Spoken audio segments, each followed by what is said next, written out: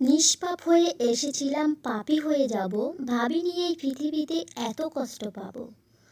বন্ধু বলো বান্ধবী বলো, কেউই আপন নয়। ক্ষণিকের এই পৃথিবীতে সবই অভিনয়। সবাইকে নিজের মতো ভাবতে যেও না, প্রতি মুহূর্তে ঠকে যাবে। কথাটা তেতো হলেও সত্যি, তুমি যার কাছে সোজা সরল হবে, সে তোমাকে সস্তা ভেবে ছুঁড়ে ফেলে দেবে। ধনুক থেকে বের হনো তীর, আর মানুষের মুখ থেকে বেরোনো শব্দ একবার বের হলে তার ফেরানো যায় না। তিনটি জিনিস স্ত্রীর চেয়ে স্বামীর অধিক হওয়া উচিত: এক, বয়স; দুই, জ্ঞান; তিন, অর্থ।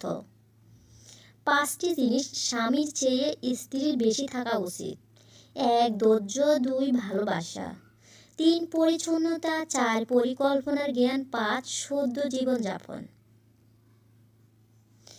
তিনটি জিনিস উভয়ের সমান থাকা উচিত: একে অপরকে বুঝতে পারা; দুই, একে অপরের প্রতি সহনশীলতা; তিন, একে অপরের প্রতি সম্মান ও শ্রদ্ধা। যখন কোনো মানুষের সময় খারাপ যায়, তখন কেউ তার হাত ধরে না, সবাই তার ভুল ধরে। ঠকে যাওয়াদের তালিকায় সব সময় বোকাদের স্থান হয়।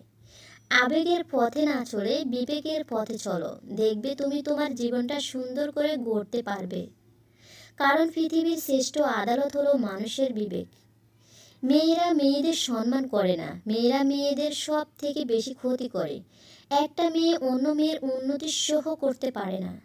তুমি হয়তো কারোর সৌন্দর্য দেখে তাকে ভালোবেসে ফেলতে পারো, কিন্তু একটা কথা মনে রেখো, প্রকৃতপক্ষে তুমি তার চরিত্র নিয়েই বেঁচে থাকবে, তার সৌন্দর্য নিয়ে নয়। কাউকে সারা জীবন কাছে পেতে চাও, তাহলে প্রেম দিয়ে নয়, বন্ধুত্ব দিয়ে আগলে রাখো।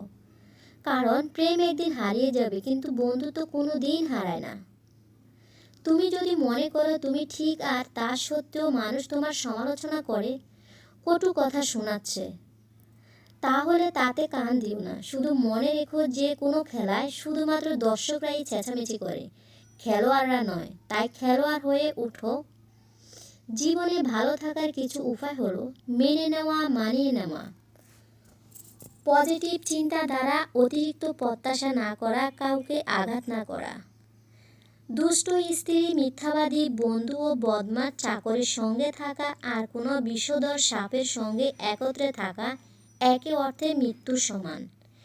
একসাথে কোনোদিন থাকা হবে না জেনেও কিছু মানুষ খুব অল্প সময়ে এতটাই গভীরভাবে ছুঁয়ে যায় যে তাদেরকে গোটা জীবন নিজের বুকের ভেতর আগলে রাখতে ইচ্ছে হয়।